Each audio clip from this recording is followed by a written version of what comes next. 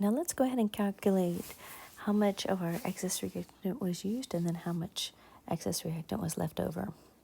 So the way you do a calculation is you need to look, this is my limiting right here, and I'm going to turn this number into this because I need to figure out how much was going to be used up by the 1 gram.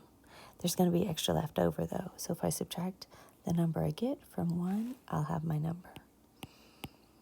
So again, that idea is that you're going to be thinking of what I have for MgCl2 minus what was used by the AgNO3 in the reaction is going to tell me my leftover MgCl2. But I got to do a train track to figure out how much was used. I know that I have 1. I already know that because that was in the problem right there. So I have 1 grams. And so I'm going to start with my 1.0 grams of AgNO3. And again, I'm trying to get to grams of MgCl2 because I want to find out how much was used. So grams of AgNO3, moles AgNO3, moles AgNO3, moles MgCl2, moles MgCl2, grams MgCl2. And then I fill these in. Again, this information was given, but you would have gotten it off the periodic chart.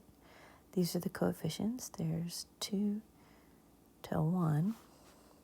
And then again, that was given, 95.2. Put that in my calculator. I'm going to have to slide it back and forth. So I have 1, and then I'm going to keep looking over here, 0.0 times 95.2 divided by,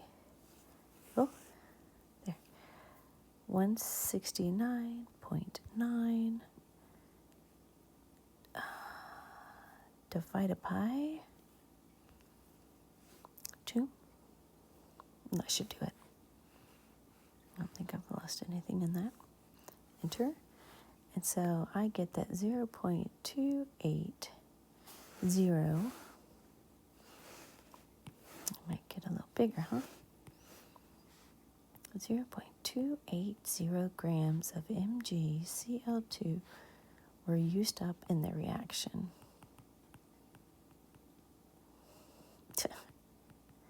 Having a hard time writing. In the reaction.